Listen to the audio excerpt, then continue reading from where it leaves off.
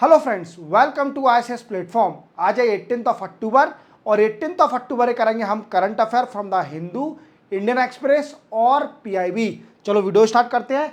देखो दोस्तों, जैसे कि मेरे वीडियो की स्पेशलिटी रहती है कि मैं पहले आपको इंडेक्स बताता हूं कि मैं आपको पढ़ाने वाला क्या हूं।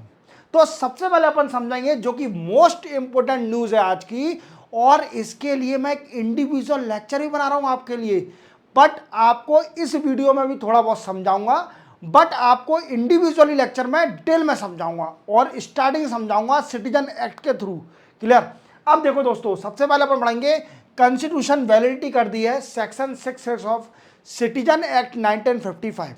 क्या है? सुप्रीम कोर्ट की एक कॉन्स्टिट्यूशन बेंच बैठी थी 5 जजों की। कितने जजों की? 5 जज की कॉन्स्टिट्यूशन बेंच बैठी थी, जिसमें अलाउ वीकेंड से वैलिडिटी कर दिया है, कॉन्स्टिट्यूशन वैलिडिटी कर दिया है section 6A of citizen act 1955। अब ये क्या है सेक्शन 6A, इसको अपन समझेंगे डिटेल में। क्लियर। देन आफ्टर जेएनयू, क्या है? जवाहरलाल नेहरू यूनिवर्सिटी। इस यूनिवर्सिटी को तो आप अच्छी तरह जानते होंगे, ये दिल्ली में यूनिवर्सिटी है और इसने डिसाइड किया है कि एक सेंटर ऑफ एक्सीलेंस सेटअप करेगी इन द नेम ऑफ महाराजा छत्रपति शिवाजी के नाम पर। अब वो महाराजा छत्रपति शिवाजी के क्या स्ट्रेटजी थी, क्या आइडियोलॉजी थी, इस आइडियोलॉजी को इस सेंटर ऑफ एक्सीलेंस में पढ़ाया जाएगा और वो हम डिटेल में जानेंगे। देन आफ्टर इसराइल की जो फोर्स है उसने हमास के लीडर हैया वीकेंड से सैनीवाल को मार दिया है। क्या कर दिया है? मार दिया है। हालांकि हमास ने इसको अभी कंफर्म नहीं किया है, बट इसराइल की फोर्स ने कंफर्म कर दिया है और जो लीडर है हमास के वो मार दिए गए हैं बाई इसराइल फोर्स। इसको अपन डिटेल में जानेंगे कि ये लीडर कौन थे और इसके जो पहले थे वो कब एक्सपायर हुए, इसराइल ने कहाँ पर उन्हें वीकेंड से मारा। क्लियर। देन आफ्टर ये भी जानेंगे। Then after collection of direct tax. क्या है? डायरेक्ट टैक्स का कलेक्शन क्यों ज़्यादा है इनडायरेक्ट टैक्स से। क्लियर। और 2023 और 24 का डेटा क्या कहता है, कितना परसेंटेज डायरेक्ट टैक्स कलेक्ट हुआ है और कितना परसेंट इनडायरेक्ट टैक्स कलेक्ट हुआ है, और डायरेक्ट टैक्स में कौन सा टैक्स सबसे ज़्यादा कंट्रीब्यूट कर रहा है हमारे डायरेक्ट टैक्स में, और कितना परसेंटेज डायरेक्ट टैक्स कंट्रीब्यूट करता है in GDP of Indian GDP. Clear. ये भी जानेंगे। देन आफ्टर हम जानेंगे स्कैम से बचाओ कैंपेन। ये कैंपेन स्टार्ट हुआ है फॉर साइबर सिक्योरिटी और इसके बारे में भी हम डिटेल में जानेंगे। चलो वीडियो स्टार्ट करते हैं। सबसे पहले है supreme court uphold the constitution validity of section 6A of citizenship act 1955। क्या है दोस्तों? अभी आप इसको दो चीज समझिए इसमें। सेक्शन 6A है क्या? सबसे पहले क्वेश्चन आता है सेक्शन 6A है क्या? तो आप जानते हो कि नॉर्थ ईस्ट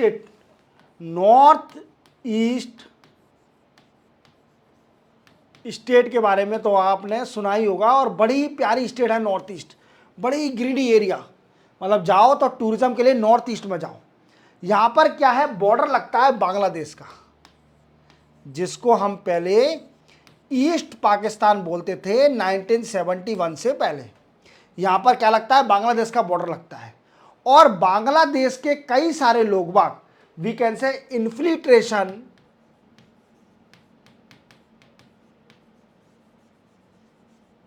इन नॉर्थ ईस्ट स्टेट, कई सारे लोग नॉर्थ ईस्ट स्टेट में एंटर कर चुके हैं और रह रहे हैं। क्लियर। अब उनको सिटीजनशिप देने के लिए ये सिटीजनशिप अमेंडमेंट एक्ट क्या है। क्लियर। अब सिटीजनशिप एक्ट के बारे में तो आप जानते होंगे कि ये क्या करता है, it is the power of the central government और the parliament to provide the citizenship to the resident of Indian. India को रेसिडेंट देने के लिए सिटीजनशिप एक्ट आया था 1955, और ये क्या है। क्लियर। अब इसमें सेक्शन 6 से क्या है अब समझिए। देखो, आसाम के अंदर कई सारे बांग्लादेशी रह रहे थे। क्या रह रहे थे? बांग्लादेशी कई सारे रह रहे थे। अब इस चीज का प्रोटेस्ट हुआ आफ्टर 1971 जब पाकिस्तान का बांग्लादेश से अलग हुआ तो कई सारे लोग उस टाइम आसाम में आ गए, और आसाम की डेमोग्राफिक डिवाइडेंड इतना चेंज हो गया कि लोगों को एम्प्लॉयमेंट नहीं मिल रहा था। अब इस चीज़ का कई सारा प्रोटेस्ट हुआ आसाम के अंदर, और फिर क्या हुआ 1985 में प्रोटेस्ट के बाद सेंट्रल गवर्नमेंट मान गई, क्लियर, अब हम डिसाइड करेंगे पॉपुलेशन में कौन सी पॉपुलेशन रियल इंडियन है और कौन सी पॉपुलेशन आसाम की नहीं है, वो बांग्लादेश से आई है, इलीगली माइग्रेंट किया है, उसको रिकॉग्नाइज और आइडेंटिफाई करने के लिए हम ये सब जानेंगे। Clear clear. क्या हुआ 1985 में एक आसाम अकॉर्ड साइन हुआ। क्या साइन हुआ? आसाम अकॉर्ड साइन हुआ। क्या साइन हुआ? आसाम अकॉर्ड साइन हुआ इन 1985 में। अब ये क्या है दोस्तों, आसाम अकॉर्ड और 1985 क्या है? तो इसमें किस कौन कौन से इन्वॉल्व हुए? इसके अंदर इन्वॉल्व हुए सेंटर, स्टेट एंड जो कि लोकल प्रोटेस्टर थे, जो कि प्रोटेस्ट कर रहे थे in infiltration, illegally infiltration of the Bangladesh people in Assam. तो इन्होंने एक अकॉर्ड साइन हुआ जिसमें बोला गया कि ये डेट 1 जनवरी 1966 से पहले जो भी आसाम में रह रहा है वो इंडियन सिटीजन कहलाएगा। क्या कहलाएगा? 1 जनवरी 1966 से पहले जो भी आसाम में रह रहा है वो इंडियन सिटीजन कहलाएगा। क्लियर? वो सिटीजनशिप उसको मिल जाएगी इंडिया की, और आसाम की सिटीजनशिप मिल जाएगी। समझ गए मेरी बात को? समझ गए। अब इसके बाद क्या है? अब हुआ इसके अंदर एक सेक्शन 6A हुआ, सेक्शन 6A ऐड हुआ। क्यों ऐड हुआ? क्योंकि क्या हुआ दोस्तों कि 1966 से लेकर 1971 तक के लोग बाग कुछ ना कुछ तो होंगे। क्लियर? अब क्या है, वो बेचारे एक तरीके से विक्टिम बन रहे थे सिटीजनशिप ना मिलने का। तो सेक्शन 6A में ऐड किया गया कि जो भी पर्सन 24 मार्च 1971 और इन दोनों के बीच में जो भी पर्सन आसाम के अंदर आया होगा तो उसको सिटीजनशिप मिल जाएगी ऑन कंडीशन, ऑन कंडीशन। ये एक्ट हुआ सेक्शन 6A के अंदर।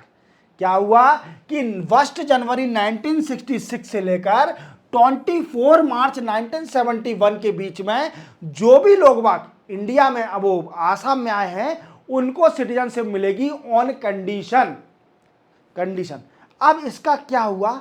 इसका पेटिशन लगी, इसकी पेटिशन लगी सेक्शन 6A की। तो ये सेक्शन 6A को अब right now constitution bench of the supreme court, जिसको 5 जज की बेंच थी, उसमें 5-4:1 का जजमेंट आया और उसको constitution validity they the section 6A को। व्हाट आई मीन्स, अगर कोई भी पर्सन 24 मार्च 1971 से पहले आसाम में आया होगा तो उसको सिटीजनशिप मिल जाएगी, इंडिया की सिटीजनशिप। क्या मिल जाएगी? इंडिया की सिटीजनशिप मिल जाएगी। तो आप पूरी तरह समझ गए होंगे कि इसका मतलब क्या है। क्या समझ गए होंगे कि पूरा मतलब क्या है, पूरी कहानी क्या है। तो आप जानते हो कि आसाम के अंदर कई सारा हमेशा प्रोटेस्ट होता रहता है, सिर्फ ओनली एक ही चीज का, कि जो इलीगली एक्सेस कर रहे हैं बांग्लादेशी आसाम के अंदर। इससे क्या हो रहा है? इसके कई सारे ड्रॉबैक हैं। अब क्वेश्चन बनता है कि सर ये बताइए इसके कई सारे ड्रॉबैक कौन कौन से हैं। तो इसके कई सारे ड्रॉबैक हैं। सबसे पहले क्या है ड्रॉबैक, कि आसाम के अंदर तो पहले ही एम्प्लॉयमेंट कम है, आसाम के अंदर पहले ही एम्प्लॉयमेंट कम है। अगर ये लोग बाग इलीगली एक्सेस करेंगे तो और डेमोग्राफिक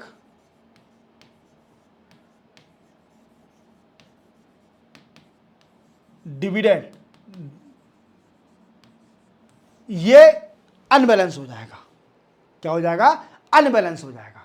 देन आफ्टर एम्प्लॉयमेंट, जो भी थोड़ा बहुत एम्प्लॉयमेंट है वो लोकल पीपल को मिलना चाहिए। क्या मिलना चाहिए? लोकल पीपल को एम्प्लॉयमेंट मिलना चाहिए। और इसका बेनिफिट कौन ले जाएगा? इलीगल माइग्रेंट ले जाएंगे। कौन ले जाएगा मेरे फ्रेंडों? इलीगल माइग्रेंट ले जाएंगे। तो आप पूरी तरह समझ गए होंगे कि सेक्शन 6 क्या है और इसको सुप्रीम कोर्ट ने कॉन्स्टिट्यूशन वैलिडिटी कैसे दी। क्लियर? क्लियर? समझ गए? और मैं इसको इंडिविजुअल लेक्चर बनाने वाला हूं, उसमें मैं आपको आज शाम तक सिटीजनशिप एक्ट के बारे में पूरा समझाऊंगा और आसाम अकॉर्ड कब साइन हुआ, कैसे प्रोटेस्ट हुआ, कब राजीव गांधी ने एग्री कर लिया कि हाँ आसाम अकॉर्ड साइन होना चाहिए, इसके अंदर क्या क्या डिसीजन लिए गए, ये हम डिटेल में जानेंगे। क्लियर? इतना आप समझ लीजिए। चलते हैं अपन नेक्स्ट उस पर। नेक्स्ट है जेएनयू। देखो आप जानते होंगे जवाहरलाल नेहरू यूनिवर्सिटी को, तो आप जानते होंगे और बड़ी ही अच्छी तरह जानते होंगे जवाहरलाल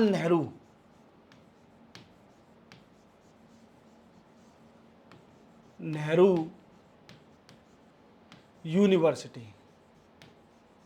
मीन्स ये यूनिवर्सिटी बड़ी फेमस है, मीन्स बड़े ही इंटेलेक्चुअल पर्सन निकलते हैं यहाँ से। जो भी पढ़ के आता है जेएनयू से वो इंटेलेक्चुअल पर्सन होता है। और यहाँ पर जेएनयू की सबसे बड़ी स्पेशलिटी है कि यहाँ पर जो भी पढ़ता है, मतलब यहाँ पर क्या कराता है, डिस्कशन बहुत होता है। क्या डिस्कस बड़ा किया जाता है on foreign policy, on any topic of the Indian issue, किसी भी चीज़ पर डिस्कशन बड़ा होता है।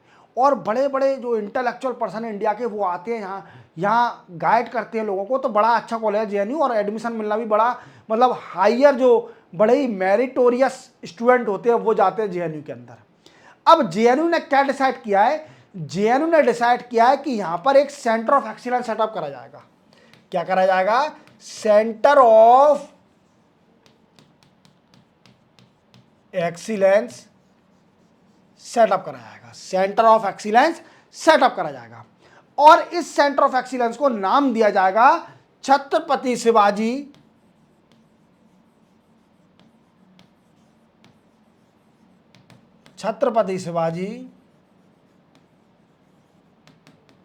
महाराज। क्या नाम दिया जाएगा? छत्रपति शिवाजी महाराज नाम दिया जाएगा इसको, सेंटर ऑफ एक्सीलेंस को। अब ये करेगा क्या सेंटर ऑफ एक्सीलेंस? तो दोस्तों आप जानते हो कि छत्रपति शिवाजी ने कई सारी आइडियोलॉजी अडॉप्ट करके रखी थी।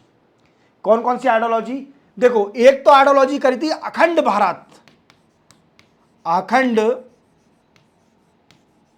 भारत, अखंड भारत का मतलब क्या है कि यूनिटी और इंटीग्रिटी मेंटेन करना इंडिया के अंदर। क्या करना? अखंड भारत बनाना, अखंड भारत। और दूसरा है हिंदुत्व।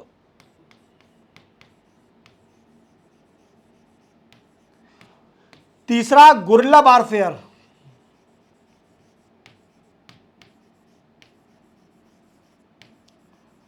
Fourth naval strategy.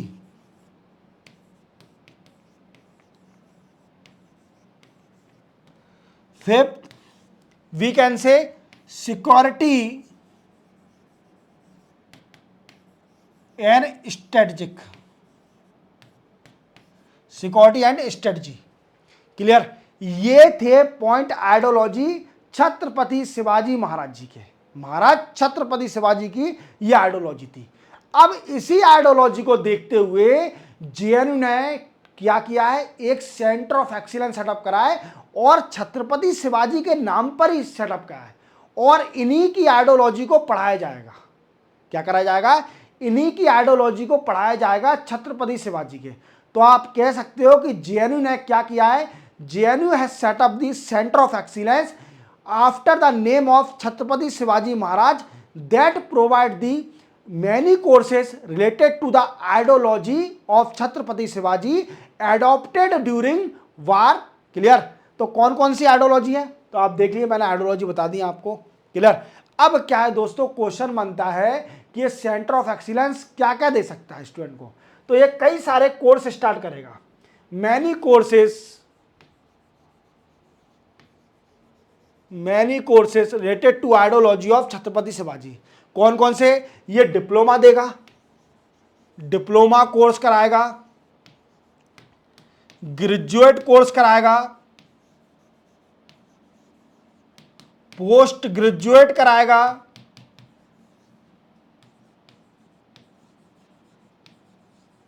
ये कई सारे डिग्रियां वीकेंड से सेंटर ऑफ एक्सीलेंस प्रोवाइड कराएगा। क्लियर? तो आप पूरी तरह समझ गए होंगे कि JNU centre of excellence setup करने जा रहा है, जिसका मेन मोटिव क्या है, उसकी आइडियोलॉजी क्या है और ये कौन कौन से कोर्स वीकेंड से प्रोवाइड कराएगा। कौन कौन से कोर्स प्रोवाइड कराएगा? That is the main reason behind to set up the centre of excellence in Jawaharlal Nehru university. That is university is a very efficiently university.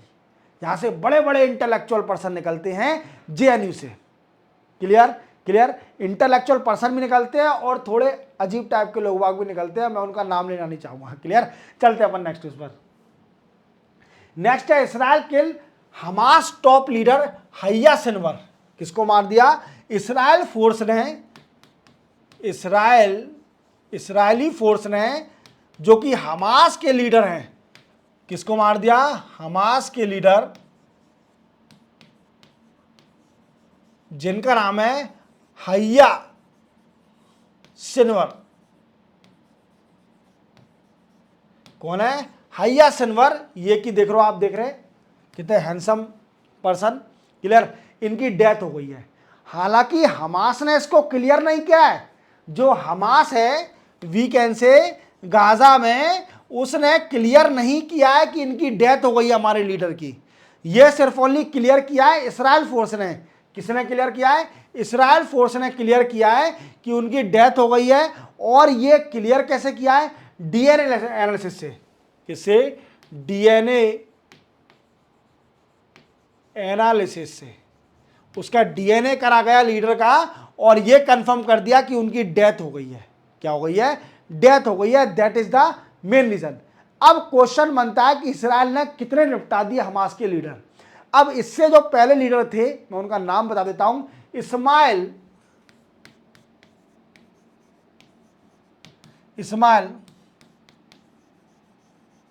Haniyeh. क्या है? Ismail Haniyeh. ये जो पहले लीडर थे, इनसे हैया सिनवर से जो पहले लीडर थे इस्माइल हनियार, ये कहां पर इसराइल ने मारे? ये मारा इनको तेहरान में. तेहरान में इनकी मौत कर दी. किसने? इसराइल ने. और तेहरान किसकी कैपिटल है? ईरान की. किसकी कैपिटल है? ईरान की तेहरान. क्लियर? तो तेहरान में इसकी डेथ हो गई. और ये हमास के देन आफ्टर ये बने थे लीडर, हैया सिनवर बने थे इनके बाद. तो इसराइल और हमास का आप जानते हो वार चल रहा है. इसराइल एक ऐसी कंट्री है जो कि पूरे जितने भी पास की कंट्री है सबसे लड़ रही है. ईरान से उसकी लड़ाई चल रही है. क्लियर?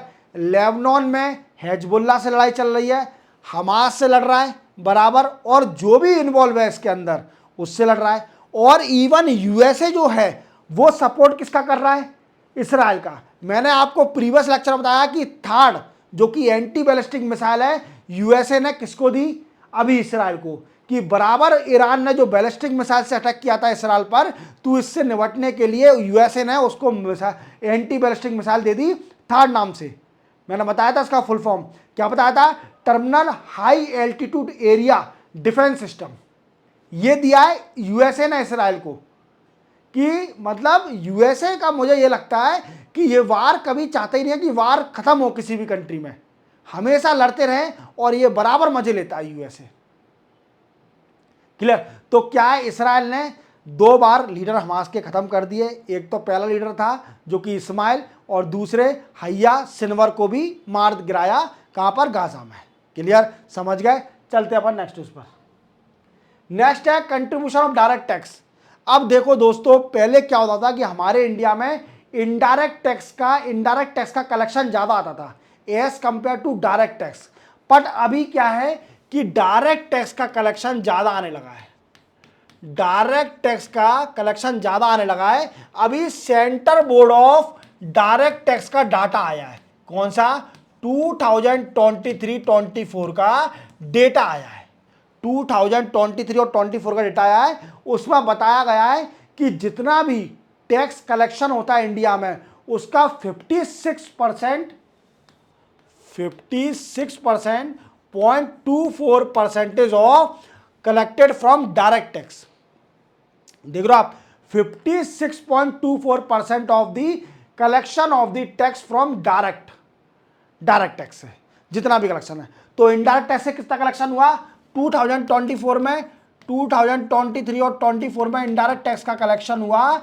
इसमें से आप माइनस कर लीजिए तो 43.7 वी कैन से 765 को समथिंग ऐसा होगा, देख लेना आप। तो 5600 में से 56.24 देख लीजिए, तो 0 जाएगा, वी कैन से 6 और 9 में से 2 गए 7.9 में 6 है, देखो जो हो गया 43.76 कितना आया 43.76। मैं थोड़ा, हाँ इतना तो आता है, क्लियर। तो क्या है 43.76% हुआ है इनडायरेक्ट टैक्स कलेक्शन, और डायरेक्ट टैक्स कलेक्शन कितना हुआ है 56.24%। और अगर देखा जाए तो डायरेक्ट टैक्स का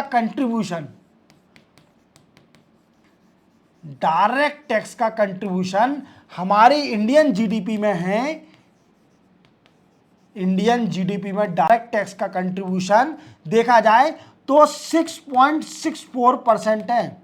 देख रहे हो आप कि इंडियन जीडीपी में डायरेक्ट टैक्स का कंट्रीब्यूशन 6.64% है, तो ये बड़ी बात है। और एक और बात याद रखना कि जो कि डायरेक्ट टैक्स है, अब इसमें डायरेक्ट टैक्स तो कई तरह के टैक्स होते हैं सर, डायरेक्ट टैक्स तो कई तरह के टैक्स होते हैं, पर ये बताइए सबसे ज्यादा कंट्रीब्यूशन कौन सा डायरेक्ट टैक्स कर रहा है, तो वो कर रहा है पर्सनल इनकम। पर्सनल इनकम कौन सा कर रहा है, पर्सनल इनकम सबसे ज्यादा कंट्रीब्यूट कर रहा है डायरेक्ट टैक्स में। अगर कंपेयर किया जाए तो 4 साल पहले एज कंपेयर टू कॉरपोरेट, जो कॉरपोरेट टैक्स है वो 4 साल पहले सबसे ज्यादा कंट्रीब्यूट करता था किसमें, डायरेक्ट टैक्स में। अब सबसे ज्यादा कंट्रीब्यूट करती है पर्सनल इनकम टैक्स। क्या करता है, पर्सनल इनकम टैक्स सबसे ज्यादा कंट्रीब्यूट करती है किसमें, डायरेक्ट टैक्स में। तो आप पूरी तरह समझ गए होंगे कि डायरेक्ट टैक्स इंडिया में जितना भी टैक्स कलेक्ट किया जाता है तो ज्यादा contribution as per the data of central board of direct tax in 2023-24 56.24% collect हुआ है फ्रॉम द डायरेक्ट टैक्स। और डायरेक्ट टैक्स में सबसे ज्यादा टैक्स कंट्रीब्यूट करता है पर्सनल इनकम, और सेकंड नंबर पर है कॉर्पोरेट टैक्स। समझ गए, चलते अपन नेक्स्ट उस पर। नेक्स्ट है policy for social security and health service gig worker. Gig worker जानते हो, गिग वर्कर कौन होते हैं, जैसे आप जोमैटो से ऑर्डर मंगाते हो, फ्लिपकार्ट से ऑर्डर मंगाते हो, और अमेजोन से ऑर्डर मंगाते हो, कई सारी साइटों से आप ऑर्डर मंगाते हो। इवन जोमैटो से जो ऑर्डर आता है, जो बंदा लेके आता है, जो गिग वर्कर, जो ओला आप करते हो, ओला उबर कैब करते हो, जो ड्राइवर चलाता है और जो आपको डिलीवरी करता है, तो इन सभी को बोला जाता है गिग वर्कर। क्या बोला जाता है, गिग वर्कर बोला जाता है। और गिग वर्कर की अभी कंडीशन आप जानते हो कि कितनी बुरी कंडीशन है इनकी। आप जानते हो कि जो आपको जोमैटो का खाना देने आता है, वो बेचारा दिन में बरसात में आपको खाना देने आ रहा है, आपको फैसिलिटी दे रहा है, और इवन जोमैटो आपको डिस्काउंट भी दे रही है। वो पर्सन को आप टिप नहीं देते हो और उसको बिना खाना लेके आप वापस कर देते हो। हालांकि बड़ा ऑर्डर हो तो ही टिप दो, 10-50-100 रुपए का मंगाओगे तो कहां से टिप दोगे, 10 रुपए, ठीक है। अब क्या है दोस्तों कि ये गिग वर्कर है, गिग वर्कर की कोई सोशल सिक्योरिटी नहीं है, ना ही कोई हेल्थ इशू है। मान लीजिए भगवान ना करे कि किसी गिग वर्कर का एक्सीडेंट हो जाता है, तो कंपनी उसको कोई सोशल सिक्योरिटी और हेल्थ पॉलिसी नहीं देगी। अब क्या है, गवर्नमेंट को तो सोचना पड़ेगा, gig worker is also a citizen of our country, तो गवर्नमेंट को भी सोचना पड़ेगा। गवर्नमेंट क्या सोच रही है, गवर्नमेंट सोच रही है, जो कि मिनिस्टर ऑफ लेबर हैं, लेबर के मिनिस्टर हैं, मिनिस्टर ऑफ लेबर कौन, मनसुख मांडविया, मनसुख मांडविया, ये जो लेबर मिनिस्टर हैं, इन्होंने क्या बोला है कि जो गिग वर्करों के लिए सोशल सिक्योरिटी और हेल्थ पॉलिसी, सोशल सिक्योरिटी और हेल्थ पॉलिसी जल्दी ही आने वाली है और अंडर प्रोसेस है।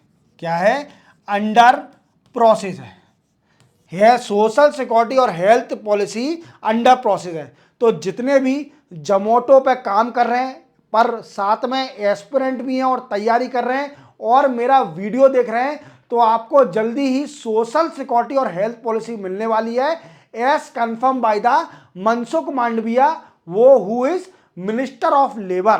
Clear clear. चलते अपन नेक्स्ट न्यूज पर, सिंपल था।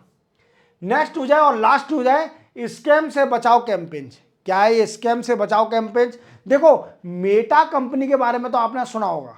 मेटा कंपनी क्या है? आप फेसबुक यूज करते हो, व्हाट्सएप यूज करते हो, इवन आपका जो मैसेंजर है फेसबुक का वो भी यूज करते हो।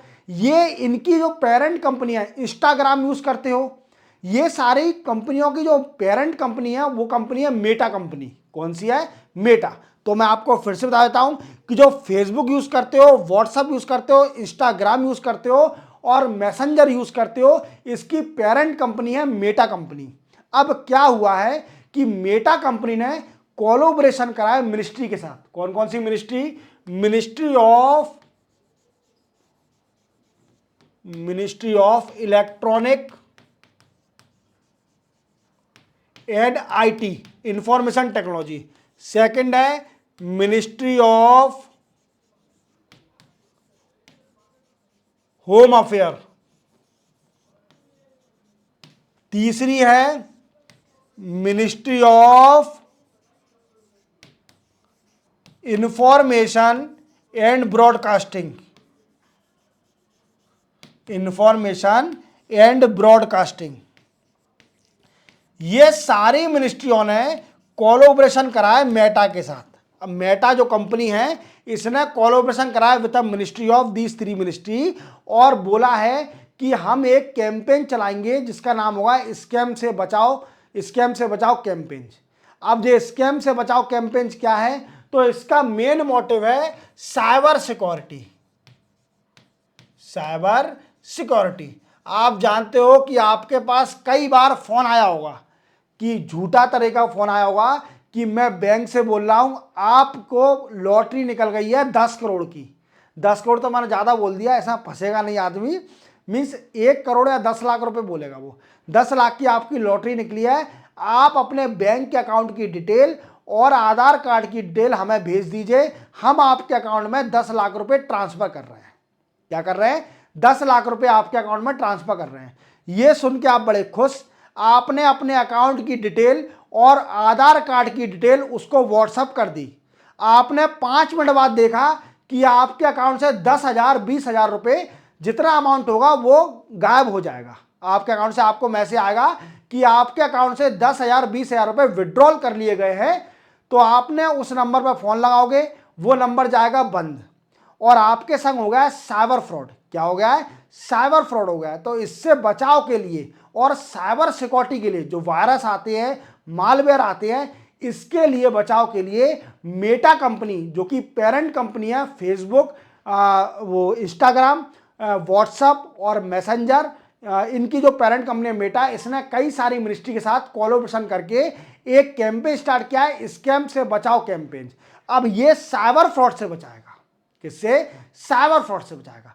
तो इसी के साथ ये जो करंट अफेयर है 18 अक्टूबर का कंप्लीट होता है। चैनल को सब्सक्राइब और बेल आइकन प्रेस करना ना भूलना। मिलते हैं हम कल 19 अक्टूबर को नए करंट अफेयर के साथ।